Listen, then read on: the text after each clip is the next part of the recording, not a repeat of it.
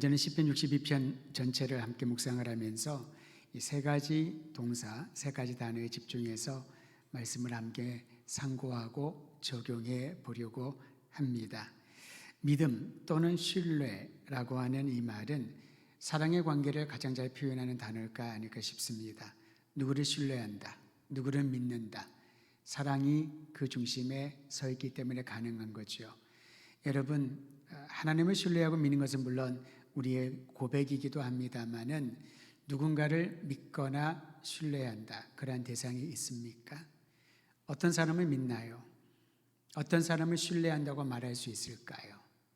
누군가를 신뢰한다, 믿는다라고 말할 수 있는 것은 정말 인생을 잘 살았다. 그의 삶에는 윤택하고 아름다운 결실을 맺었다라고 말할 수 있을 것입니다. 그런데 이 신뢰와 믿음은 보이지는 않지만은 누구도 빼앗아 갈 수 없는 사랑이 그 중심에 있을 때 가능한 것이지요. 저는 기독신앙 공동체 안에서 사랑이란 단어를 우리가 얼마나 많이 사용하고 있습니까? 얼마나 말을 입을 통해서 얘기하고 있나요? 그런데 이 사랑에는 책임을 지는, 서로에 대한 신실함을 보여주는 고백이 되기를 원하는 것입니다. 믿음이 있다는 말은 그런 면에서 서로에 대한 사랑이 흔들리지 않는다라고 볼 수 있습니다. 구약 성경에 보면은 하나님에 대한 사랑이 흔들리지 않았던 사람이 등장합니다. 그의 이름은 여러분이 예상하듯이 다윗입니다. 다윗의 생애를 보면 참 놀랍습니다. 어쩌면 이렇게 하나님에 대한 사랑이 흔들리지 않았을까? 하나님을 향한 신뢰와 믿음이 어쩌면 그토록 견고했을까? 사실 다윗의 출현은 그가 양을 치고 있었을 때 아버지가 급히 오라는 전가를 받고 집에 왔더니 사무엘 선지자를 만나고 기름 부음을 받게 되지요. 본인도 예상하지 못했고 아무도 예상하지 못했습니다. 사무엘마저 예상하지 않았던 만남이었습니다. 그저 하나님의 명령을 따라 이사라는 사람의 집에 가서 그의 아들 중에 하나에게 기름을 부으라, 그 명령만 듣고 갔지 않았습니까? 하나님은 누구라고 말하지 않았습니다. 이새의 아들들이 하나씩 지나가는데 얼마나 키도 크고 외모가 출중하고 누가 봐도 사울을 대신하여 왕이 될 만한 그런 제목으로 보였던 거지요. 사무엘의 눈에도 그랬습니다. 그런데 한 사람 한 사람 지나가면서 하나님이 오케이를 하지 않으신 겁니다.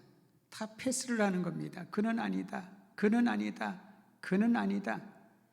의아해하는 사무엘과 또 그의 아버지 이새의 마음을 꿰뚫어 보신 것처럼 하나님을 외모를 보는 분이 아니라 중심을 보는 분이라고 하면서 마지막에 그 자리에 없었지만은 마지막 막내였던 다윗을 들에서 불러오는 것이 다윗과 사무엘의 만남이었고 다윗이 공적으로 등장하는 장면 아니었겠습니까?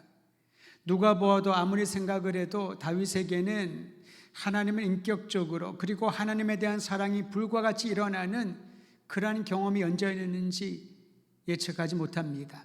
다만 사무엘이 그에게 기름 부었을 때에 하나님의 성령이 그에게 임했던 그때가 아닐까. 그런데 성도 여러분, 그런 몇 가지 사건 이외에 다윗이 이토록 평생 흔들리지 아니하는 믿음과 하나님에 대한 사랑을 가질 만한 극적인 사건이 없었던 것이지요. 많은 분들은 신앙생활을 하면서 수많은 기적들을 기대합니다. 극적인 영적 체험을 기대하죠. 그래야만 믿음이 굳건해질 수 있다고, 하나님에 대한 사랑이 흔들리지 않을 것이라고 생각할 겁니다. 그런데 그 위대한 신앙의 섬진이었던 다윗을 보면은 우리가 기대하는 그러한 놀라운 기적과 영적인 체험들이 많지 않았음에도 불구하고 그는 평생 하나님에 대한 사랑과 믿음과 신뢰를 흐트러지지 않았던 위대한 사람인 것을 보게 되지요. 오늘 그런 면에서 우리는 다윗을 다시 한번 상고하면서 도전받고 내 인생을 통하여 남은 생에 하나님에 대한 신뢰와 믿음, 하나님을 향한 사랑이 더욱더 뜨거워지기를 다짐하는 이 밤이 되기를 간절히 소망합니다. 시편 62편은 다윗이 지닌 하나님에 대한 믿음의 무게와 강도를 세 가지 단어로 우리에게 가르쳐주고 있습니다. 한번 따라 하시지요. 하나님을 기대하라. 하나님을 바라보라. 하나님을 의지하라. 사실 하나님을 기대하고 바라보고 의지하는 것은 동일한 의미를 다르게 표현한 것처럼 보입니다. 근데 오늘 우리는 이 세 단어를 중심으로 시편 62편에서 다윗이 하나님을 어떻게 기대하고 어떤 마음으로 하나님을 바라보았으며 그의 생애를 이끌어갔던 믿음, 곧 하나님을 의지하는 믿음을 점검해 보려고 합니다. 첫 번째, 그는 하나님을 기대하는 마음을 날마다 가지고 주님을 찬양했습니다. 시편 62편 1절 우리 한 목소리로 같이 읽도록 하지요. 1절만 읽겠습니다. 시작.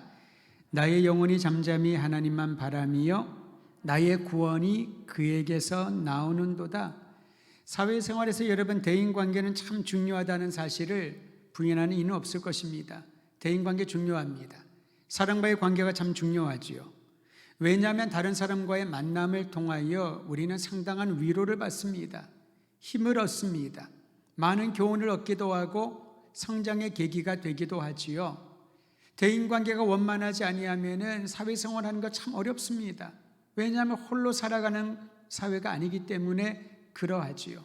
무슨 일을 하든지 우리는 누군가를 만나고 그 사람과 함께 시간을 보내고 때로는 갈등을 겪기도 하지만은 그와 비교할 수 없는 기쁨과 즐거움을 더 많이 누리기 때문에 대인관계는 중요하다고 할 수 있습니다.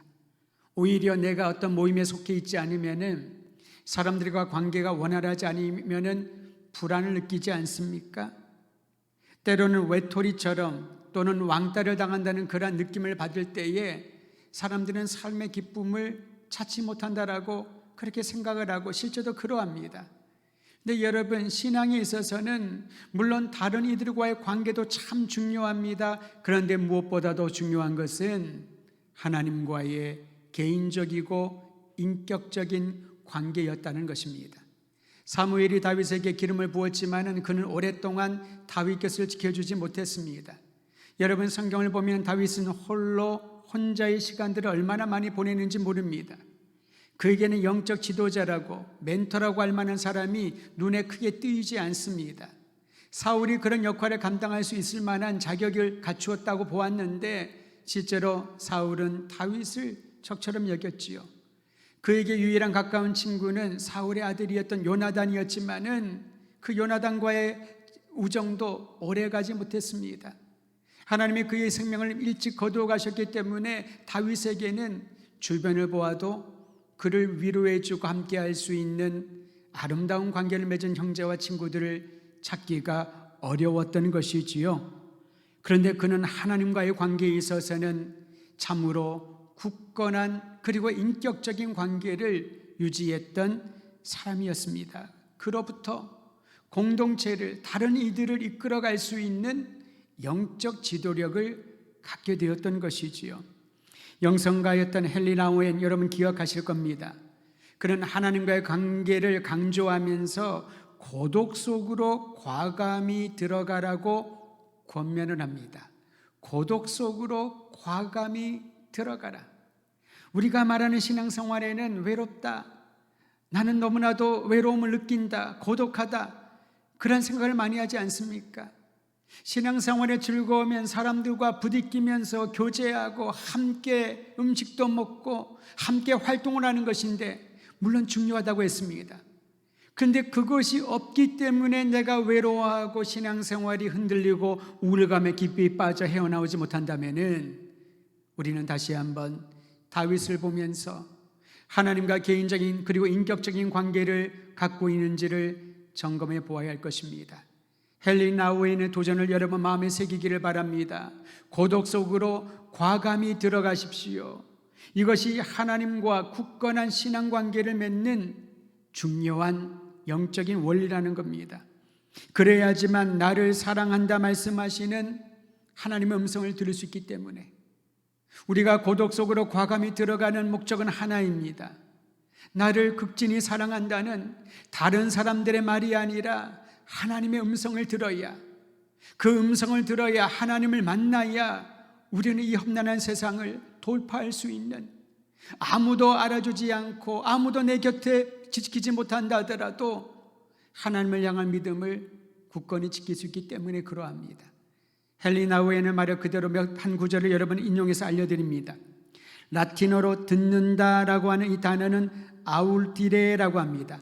아우디레에서 오디오가 나왔거든요. 아우디레라고 말하고 귀 기울여 경청하는 그 단어는 옵이라고 하는 것을 붙여서 옵 아우디레가 됩니다. 고독이란 사랑의 음성을 듣는 삶입니다. 그러니 잠잠히 있으십시오. 그러면 당신은 더는 외롭지 않아도 됩니다. 외로움을 고독으로 전환하십시오. 외로움은 나 홀로 있기 때문에 사람들의 관심을 갖지 못한다는 그런 외로움의 감정이라면은, 고독은 하나님의 음성을 듣기 위하여 주변의 모든 것들을 과감하게 절제하고 제거하는 영적인 결단이라는 것이지요. 여러분, 우리가 이러한 시간을 가지면 가질수록 더 이상 외로움에 머물러 있지 아니하고 고독 가운데 나를 사랑한다는 주님의 음성을 더 세밀하게 듣는 영적인 경험을 하게 될 것입니다. 그러면 쫓기는 과정 가운데 있어도, 자기를 죽이기 위하여 수많은 대적들이 도처에 숨어 있어도, 바울의 경우도 그렇지 않습니까? 그를 죽이기 전에는 음식을 먹지 않겠다고 쫓아오는 유대주의자들 얼마나 두렵고 얼마나 황망했을까요? 그런데 그 길을 중단하지 않았던 이유는 매 순간마다 내가 너를 사랑한다, 내가 너와 함께 있다, 내가 너를 지켜주리라, 이 사명을 감당하기 전까지는 어떤 이도 너를 해하지 못할 것이다 라고 하는 주님의 음성을 고독함 가운데 들었기 때문에 하나님에 대한 사랑, 하나님에 대한 기대감을 놓지 않고 나아갈 수 있었던 것입니다. 사랑하는 성도 여러분, 우리가 신앙생활한다는 것은 하나님을 기대하며 나에게 사랑한다 말씀하시고 영원토록 동행하시는 주님을 경험할 때, 이 험난한 세파를 뚫고 믿음의 꽃을 피우게 될 줄 의지하고 믿으시기를 바랍니다. 다윗은 고요함 가운데 하나님을 기다렸다고 합니다. 나의 영혼아, 잠잠히 하나님만 바라라, 하나님만 기대하라 라는 거지요. 고요함 가운데 말씀하시는 하나님의 음성 듣기를 기대하고 기다렸던 것입니다. 내 목소리가 크면 클수록 하나님의 소리는 잘 들리지 않습니다. 잠잠히 하나님 앞으로 나아가 나에게 속삭이는 사랑의 음성을 듣기를 원하면은 바로 그 순간 우리와 함께 하시고 가장 가까이 계시고 우리 안에 내주하시는 주님의 세밀한 음성을 듣고 위로받게 될 것입니다. 통성기도도 참 중요합니다. 그런데 여러분, 이보다 또 다른 차원의 영적인 기도는 하나님 앞에 잠잠히 기다리는 겁니다. 물론 졸지 않고 기다려야 되겠지요. 저는 우리 더드림교회 성도들의 영적인 기도의 수준이 조금 더 깊어지고 조금 더 하나님의 음성에 귀 기울이는 영적인 귀가 열리기를 주의 이름으로 축원드립니다. 다윗은 그가 경험하고 그에게 말씀하신 하나님을 이렇게 고백했습니다. 하나님은 나의 반석이시요 나의 구원이시요 나의 요새라고. 여러분, 동일한 마음으로 선포하고 고백하십시오. 하나님은 나의 반석입니다. 그래서 나는 흔들리지 않습니다. 하나님은 나의 구원이십니다. 그러므로 나는 영원한 생명에 대한 소망을 가지고 있습니다. 하나님은 나의 요새이십니다. 그러므로 어떤 대적들의 공격에도 나는 결코 무너지지 않습니다.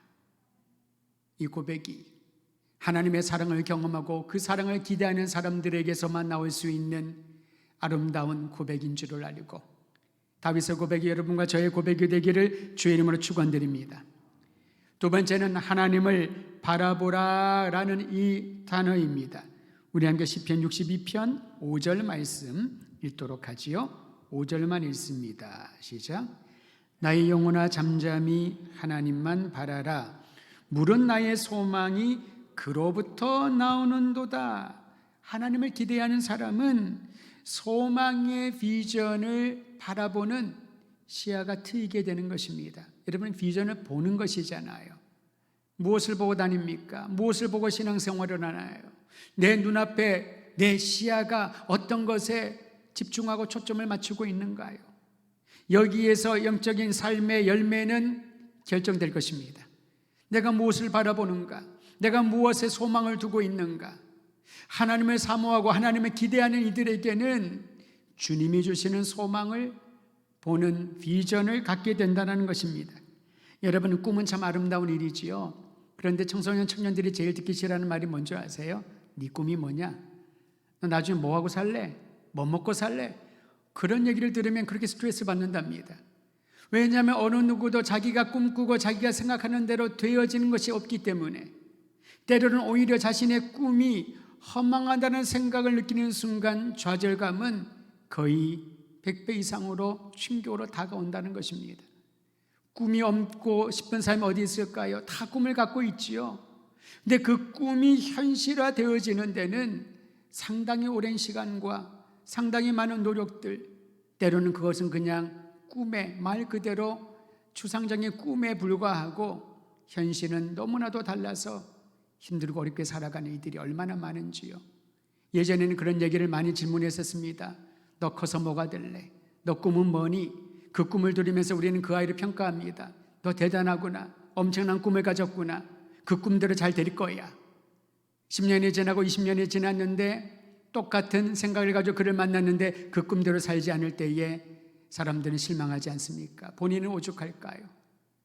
그런데 여러분, 우리가 생각하고 우리가 원하는 꿈은 상황에 따라서 많이 달라집니다. 내가 아무리 노력해도 때로는 그런 얘기를 하지요. 시대를 잘 만났다. 시대를 잘못 만났다. 이게 무슨 말일까요? 우리의 미래는 주변의 환경에 따라서 좌지우지 된다라는 겁니다. 그러다 보니 아무리 노력을 해도 잘 안 된다라고 하는 그런 한탄이 나오는 게 아닐까요? 사람들은 계속해서 꿈을 주입시켜 줍니다. 꿈꾸는 대로 될 것이라고, 생각하는 대로 될 것이라고, 말하는 대로 될 것이라고. 그런데 그것이 모두에게 적용이 되면 좋겠는데 그렇게 되는 사람도 있지만은 그렇게 되지 않는 더 많은 사람들이 있을 때에 그들은 그 말을 믿지 않게 되지요. 사람의 꿈은, 우리가 생각하는 계획은 상황에 따라 달라집니다. 누구를 만나냐에 따라 달라질 것입니다.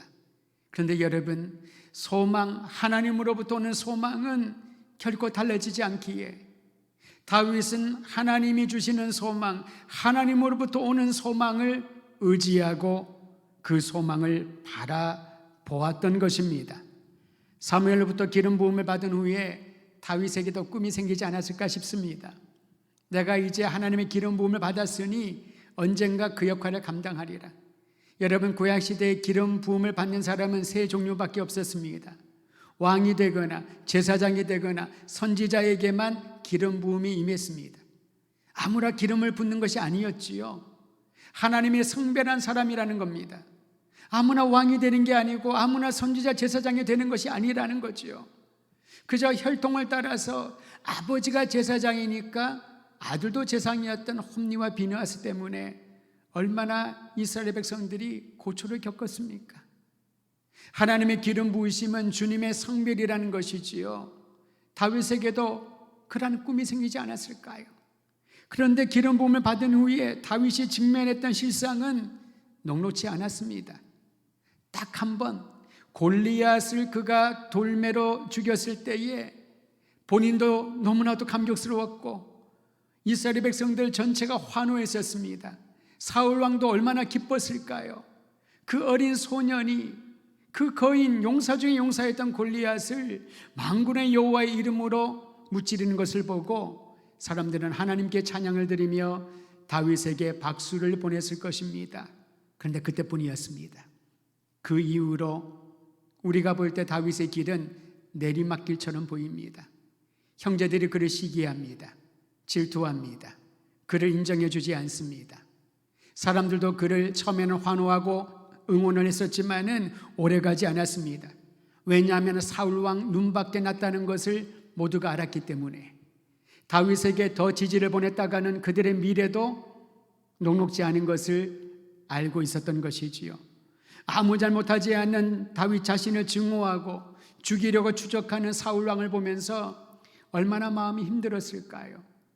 하나님의 기름 부으심을 이후에 가졌던 꿈은 산산조각이 난 것처럼 보이지 않았을까요? 어느 누구도 그의 미래를 보장해 주지 못했습니다.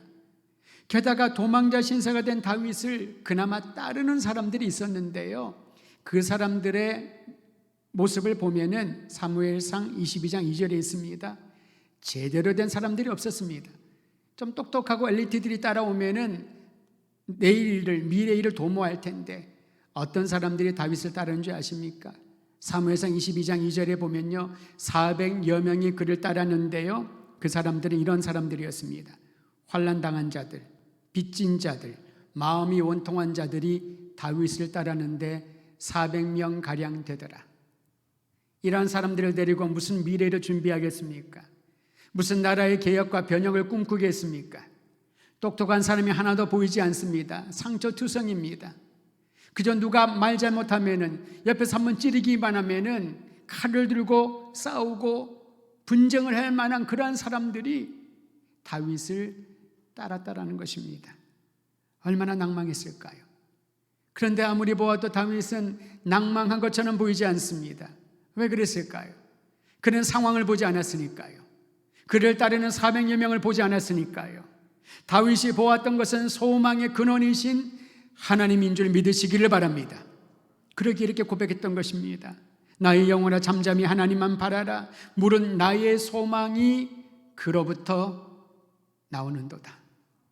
사람을 보면 지금은 소망이 생기다가 그 소망은 오래가지 않습니다. 그리고 우리는 이렇게 얘기하지요. 내가 잘못 봤네, 사람을. 실망이야, 실망. 근데 저는 그런 말도 우리 입에서 제거되기를 바랍니다. 왜냐하면 어느 누구도 우리에게 만족과 소망과 기대감에 채울 줄 사람은 없기 때문에 노력은 하겠지요. 그런데 그것이 채워지지가 않습니다. 그런데 다윗은 영적인 원리를 알았던 겁니다. 여기서 기름 부음의 특별한 은혜를 발견합니다. 저는 다윗이 기름 부음을 받았다는 것이 미래의 왕이 될 것이다 라는 것보다 하나님의 기름 부음, 그의 성별은 하나님을 더욱더 기대하고 하나님을 더욱더 소망하는 믿음의 사람으로 거듭나는 영적인 전환점인 줄을 알고 하나님의 기름 부으심을 받고 주님의 사역을 위하여 성별된 모든 성도들은 이 마음을, 이 믿음을 가져야 할 것입니다. 세상이 주는 소망은 영원하지 않지요. 주변 상황에 따라 달라진다고 합니다. 자신의 재능에 소망을 두었다가 실망한 사람들 얼마나 많이 있습니까? 주변 사람들의 배신에 상처받은 사람들 얼마나 많이 있습니까? 신앙의 근간이, 뿌리가 흔들릴 정도로 우리는 너무나도 많은 상처를 받을 수 있는 그런 환경에 놓여 있습니다. 여러분, 목사도 상처받는 거 아시지요? 우리 장로님들도 상처받습니다. 영적인 지도자고 성숙한 사람이라고 상처를 안 받을까요? 아닙니다. 다 상처받습니다. 그런데 사람에게 상처받는 것에 연연한다면은 주님이 맡겨주신, 기름 부어주신 그 일을 감당할 수가 없지요. 어떻게 이겨나갈 수 있을까요? 잠잠히 하나님을 바라보는 이들에게 나의 소망은, 이 소망은 오직 하나님으로부터 온다는 사실을 믿는 이들에게 어떤 상황에 처할지라도 한 걸음 한 걸음 나아갈 수 있는 용기를 얻게 되는 것입니다. 소망의 근원이신, 영원한 소망이신 하나님만을 바라보시기를 주의 이름으로 축원드립니다. 우리 교회가 그래야 할 것입니다. 하나님을 소망하고 주님께 소망을 두었을 때 주님 행하시는 위대한 일을 정말 마른 지팡이 같은 연약한 저와 여러분을 통하여 나타나게 될 것입니다. 거대한 광풍에 배가 흔들려 거의 난파 지경에 이르렀을 때 예수님은 배 고물에 머리를 베고 주무셨다고 합니다. 숙면하신 것 같습니다. 불가능한 일이지요. 제자들은 거의 이 배 안에 물이 막 차고 들어오고 어부 출신들이 있었지만 도무지 배를 컨트롤할 수 있는 그런 상황이 아니었던 것입니다. 그들에게는 직감했습니다. 이제 우리 죽는구나. 그런데 주님을 보니까 주무시고 계시네요. 손 하나 도울 그런 기미가 보이지 않습니다. 그러자 예수님을 원망하며 제자들이 이렇게 부르짖었지요. 예수님, 우리가 죽게 된 것을 왜 돌보지 않습니까? 어려운 일을 경험하면, 신앙의 고민과 갈등이 찾아오면 우리도 이러한 부르짖음으로 원망하지 않을까 싶습니다. 주님, 왜 나를 돌보지 않으시나요? 왜 나에게 이런 고통을 주시고 길을 보여주지 않으시나요? 이것이 주님을 인격적으로 만나고 예수가 그리스도이심을 정확하게 고백하지 못하는 이들의 그 말이 아닐까 싶습니다. 그때 예수님께서 두려움과 원망과 불신으로 나아가는 제자들에게 말씀하십니다. 그 이전에 바람을 꾸짖고 바다를 잠잠하게 하신 후에 말씀을 하시지요. 어찌하여 이렇게 무서워하느냐? 사실 조금 안 맞는 말씀 저는 보입니다. 무서워하는 게 당연하지요. 배에 물이 들어오고 미친 듯이 바람이 불고 지금 어쩔 줄 모르는 상황에서 무서워하는 게 당연하지요. 여러분 그렇지 않습니까? 무서워하는 사람이 왜 무서워하니? 힘들어하는 사람한테 왜 힘들어하니? 이거는 맞는 말이 아닙니다. 아파하는 사람한테 왜 아프니? 왜 병이 들었니? 말이 안 맞잖아요. 근데 주님께서는 너희가 왜 무서워하느냐라고 말씀하신 것은 그 다음에 강조점을 두기 위한 하나의 출발하는 말씀이셨습니다. 왜 이렇게 무서워하느냐? 너희가 어찌 믿음이 없느냐? 여기서 말하는 믿음은 왜 너희는 눈앞에 보이는 것을 환경들만 바라보고 있느냐? 예수님을 바라보고 예수님께 소망을 두고 그분이 그리스도이요 자연까지도 통제하시고 만물의 주님이심을 믿는다면은 그분과 함께 있는 그 자리는 소망과 믿음의 찬양이 넘치는 자리여야 되는데 왜 환경들 때문에 두려워하느냐? 왜 나를 믿지 못하느냐? 주님은 제자들의 불신앙을 지적하시면서 믿음으로만, 오직 예수가 그리스도이시고 그분께 소망을 둔 믿음으로만 험난한 세파를 뚫고 나갈 수 있다는 것을 기적을 통하여 보여주신 것입니다. 사랑하는 성도 여러분, 힘든 이 세상을 살아갈 때 주님께 소망을 두고 두려움과 고통과 불안이 찾아올지라도 우리의 눈을 주님께 고정하고 주님을 바라보면서 주께서 주시는 안정과 평안 가운데 나아가시기를 주의 이름으로 축원드립니다. 세 번째 우리가 기억할 부분은 하나님을 의지하라입니다.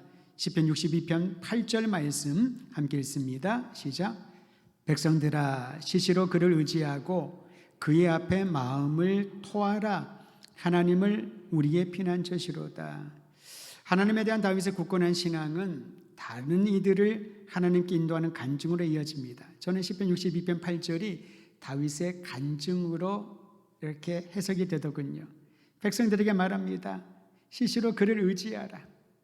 본인이 의지하지 않으면서 어떻게 사람들에게 의지하라 말할 수 있을까요? 우리는 간증을 그냥 나에게 하나님 행하신 일을 나누는 것으로만 끝나는데 하나님이 우리에게 기적을 베푸시고 우리에게 놀라운 일들을 경험하게 하신 이유가 있다는 것이지요. 그것을 공동체에게 다른 사람들에게 나누면서 그들 또한 하나님만을 의지하고 하나님께 더 가까이 나갈 수 있도록 격려하고 도와주는 역할이 내가 만난, 내가 경험한 하나님에 대한 간증인 것이지요. 자신의 약함을 보여주고 속내를 털어놓을 수 있는 대상이 한 사람이라도 있다면은 그 사람은 이 땅을 살아가는데 힘을 얻게 될 것입니다. 여러분, 내 속내를 털어놓을 사람이 있습니까? 그러한 사람을 찾는 것이 참 어려울 것입니다. 아무리 가까운 친구라도, 부모 자녀 관계라도, 가까운 친밀한 그러한 사람이라더라도 속마음을 다 털어놓는다는 거 쉽지 않지요. 어느 정도는 털어놓겠지만 다 털어놓는 걸 어려운 일일 것입니다. 그러기에 다윗은 자신이 아버지 이새에게도 형제들에게도 사랑하는 친구 요나단이 있었지만 그는 먼저 하나님의 품에 안겼고 사무엘 선지자를 찾아갈 수도 없었고 그는 누구에게 자신이 있는 속마음을 다 털어놓았을까요? 여러분, 스트레스가 만병의 근원이라고 하지 않습니까? 옛날 사람들이야 고대라고 스트레스가 없었을까요? 다윗은 엄청난 스트레스를 받으며 살았을 것입니다. 그런데 어떻게 하나님을 기대하고 하나님을 바라보며 그분을 의지하며 살아갈 수 있었을까요? 그는 항상 하나님 앞으로 나아갔습니다. 속마음을 다 털어놓았던 것이지요. 그리고 그 마음의 모든 상처를 받아주시고 상담해 주시고 치유하시고 회복시켜 주시는 하나님을 경험하였기에 고난 가운데 어려움 가운데 있는 백성들에게 이렇게 나눌 수 있었던 것입니다. 여러분, 사랑하는 여러분, 어떤 일을 겪든지 하나님 앞에 시시때때로 다 속마음을 토해내십시오. 속마음을 털어놓으십시오. 그리하면 주님께서 우리에게 영원한 진정한 안정과 평안을 주실 것입니다. 그분은 우리의 피난처시니까요. 그분은 우리의 피난처시니까요. 이것이 바로 다윗이 아무도 도울 수 없는 상황 가운데서도 하나님이 주신 사명을 마지막까지 수행할 수 있었던 영적인 능력이었던 것이지요. 자신의 약함을 하나님 앞에 토로했습니다. 하나님 앞에 다 털어놓았기 때문에 그는 평안할 수 있었던 것입니다. 여러분, 어느 누구에도 말할 수 없는 개인의 고백과 개인의 기도 제목이 있다면 주님 앞으로 담대히 나아가서 고독 가운데 주님을 의지하고 기대하고 주님만을 바라보며 모든 것을 털어놓으시고 그 소리를 들으시고 위로하시는 하나님의 손길을 경험하시기를 바랍니다. 억압하는 힘이나 헛된 소망이나 재물을 의지하지 말고 오직 하나님의 권능과 인자하심을 의지하는 자에게 하나님께서 아름답고 위대한 것들로 채워 주실 것입니다. 오늘 다윗이 경험했던, 그리고 우리에게 도전하는 이 나눔이 우리 모두의 삶 가운데 임하여서 하나님만을 기대하고 하나님을 바라보고 하나님만을 의지하는 믿음의 권속들 되시기를 주의 이름으로 축원드립니다.